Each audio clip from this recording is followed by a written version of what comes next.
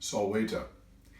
We're here to take a look at the next section, actually just the first few lines of the next section of Samuel Clarke's Latin translation of Homer's Greek epic poem, the Iliad. The next section is lines 11 through 21, but we're actually just going to, so we're going to look at lines 11 through 16, where it stops with the colon today.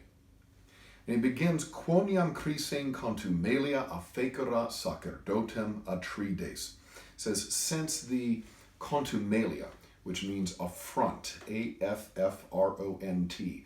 and an affront is a really great insult. It says, since the affront of the son of Atreus, and this is referring to Agamemnon, who had taken that girl Chryseis, the daughter of the priest Chryses, as part of his war spoils. We talked about that in the introductory video. Since the affront of the son of Atreus had had affected or really upset the priest Chryses.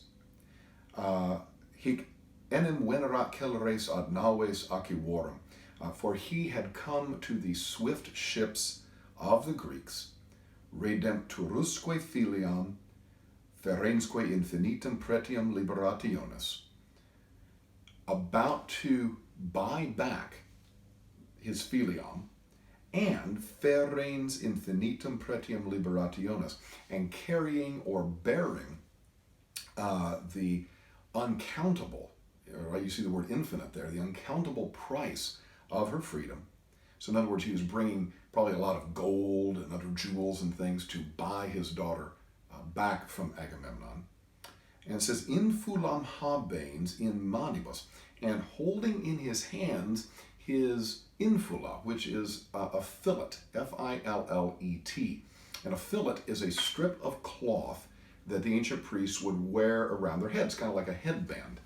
And he says, holding his fillet in his hands, and it's the fillet of longe jaculantis Apollonis, of far-throwing Apollo.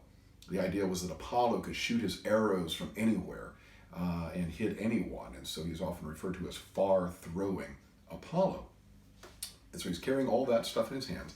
Cum aureo sceptro, with his golden scepter, as a supplex oravit omnes aquivos, as a suppliant, S-U-P-P-L-I-A-N-T, as a suppliant, he begged or prayed to all the Greeks. And a suppliant is someone literally who comes with their knees bent underneath them. So they're on their knees, and their hands are usually outstretched, a very humble position. And as a suppliant, he begged or prayed to all the Greeks.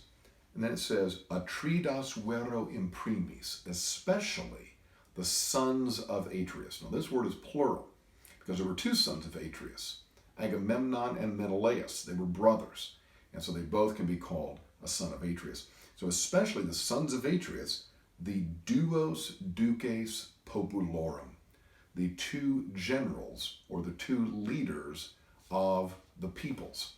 And populorum is genitive plural because there were lots of different groups from Greece, right? So there were Spartans, and we know that Odysseus was from Ithaca, and Achilles led a group of people called the Myrmidons, and so there were all these different people groups from Greece. Okay, so let's go back over that one more time. Since the affront of the son of Atreus had affected or upset the priest Chryses, that's capital C-H-R-Y-S-E-S, he had come to the swift ships of the Greeks and about to buy back his daughter and carrying the uncountable price of her freedom, holding in his hands the fillet of far-throwing Apollo with his golden scepter. As a suppliant, he begged all the Greeks, but especially the sons of Atreus, the two generals or leaders of the peoples. And that takes us through the first half of that section, lines 11 through 21. Waleta,